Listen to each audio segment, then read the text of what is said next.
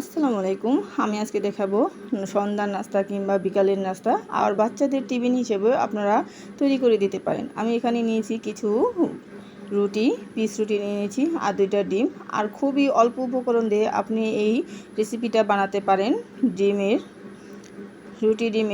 আপনি বাচ্চাদের দেখা গেছে অনেক সময় খিচুড়ি দেওয়া থাকে না, ঝটপট করে একদম অল্প সময়ে, খুবই অল্প সময়ে এই রেসিপিটা যখন তখন আপনি ইচ্ছা মতো তৈরি করতে পারেন। এখানে আমি ডিম নিয়ে নিয়েছি, দিয়ে দিয়েছি কিছু সামান্য পরিমাণে চিনি আর ডিম দিয়ে ভালোভাবে একদম মিক্স করে নিতে হবে, একদম পুরো ভালোভাবে মিশিয়ে নিতে হবে। আমি মিশিয়ে নিচ্ছি। চিনিটা গলিয়ে দিতে হবে, চিনি যেন আনাম না থাকে। এই জন্য একটা কিছুর মাধ্যমে চামিচ হোক বা যাই হোক কিছু দিয়ে সুন্দর করে একদম নেড়ে চেড়ে দিতে হবে ভালোভাবে, যেন তাড়াতাড়ি চিনিটা গলে যায়।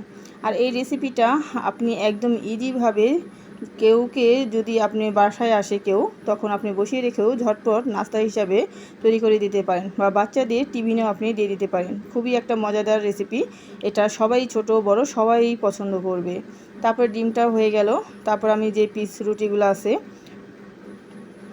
তারপর আমি প্যানে তেল দিয়ে দিলাম। তেলটা গরম হওয়া পর্যন্ত ওয়েট করতে হবে। তেলটা গরম হয়ে গেল। তারপর আমি এই রুটিটা ডিমে ভিজিয়ে রাখবো বলে সুন্দরভাবে মাখিয়ে নেব। এটা আমি একটা চামচ দিয়ে মাখাচ্ছি যেন ওই পিঠ সুন্দরভাবে একদম লেগে যায়। সুন্দর করে ভালোভাবে পুরোটা মাখিয়ে নিতে হবে।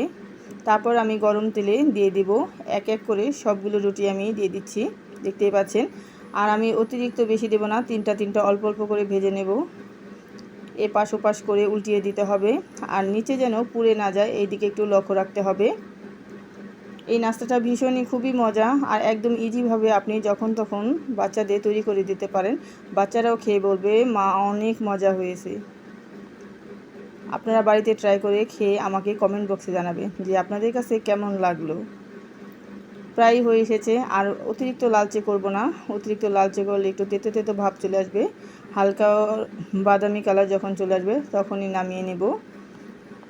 ভালো করে একটু নেড়ে চেড়ে দিতে হবে। আমি একটু চিনি দিয়ে চাপ দিয়ে দিচ্ছি যেন ভেতরেও সুন্দরভাবে রুটিটা হয়ে যায়, তা না হলে রুটিটা ভেতরে সাদা সাদা থেকে যাবে। দেখতেই পাচ্ছেন হয়ে গেছে। তারপর আমি বাজে রুটিগুলো ছিল সবগুলো ওই একইভাবে আমি এটাও ভেজে নেব সুন্দর করে, এপাশ ওপাশ করে দিচ্ছি। আর চুলার আঁচটা একদম মৃদু আঁচে দিচ্ছি যেন তেলটা অতিরিক্ত গরম হয়ে পুড়ে না যায়। আর বেশি চুলার আঁচটা বাড়ানো যাবে না, হালকা আঁচেই এগুলা ভেজে নিতে হবে। আর দেখতেই পাচ্ছেন কালারটা খুব সুন্দর হয়েছে। তারপর দেখুন সুন্দর আমার ঝটপট নাস্তা হয়ে গেল। দেখতেই পেলেন কত ইজিভাবে নাস্তাটা আমি তৈরি করে ফেললাম। আর যে যেখান থেকে দেখছেন, যদি আমার এই নাস্তা রেসিপিটি আপনাদের কাছে ভালো লেগে থাকে তাহলে প্লিজ লাইক কমেন্ট করে দেবেন। আর যদি বেশি ভালো লেগে থাকে তাহলে ভিডিওটা শেয়ার করে দিবেন। আর কেমন লাগলো, ভালো হোক বা মন্দ হোক, অবশ্যই আমাকে কমেন্ট বক্সে জানাবেন। পরবর্তী ভিডিওটি পাওয়ার জন্য নোটিফিকেশনটি অন করে দেবেন। আর টমেটো দিয়ে আমি সুন্দরভাবে দেখতেই পাচ্ছেন সাজিয়ে নিয়েছি, দেখতেও মাশাআল্লাহ ভালোই লাগছে। আপনি যদি অন্য কিছু চান সেগুলো দিয়েও পরিবেশন করতে পারেন। তো যে যেখান থেকে দেখছেন সবাইকে আল্লাহ হাফেজ।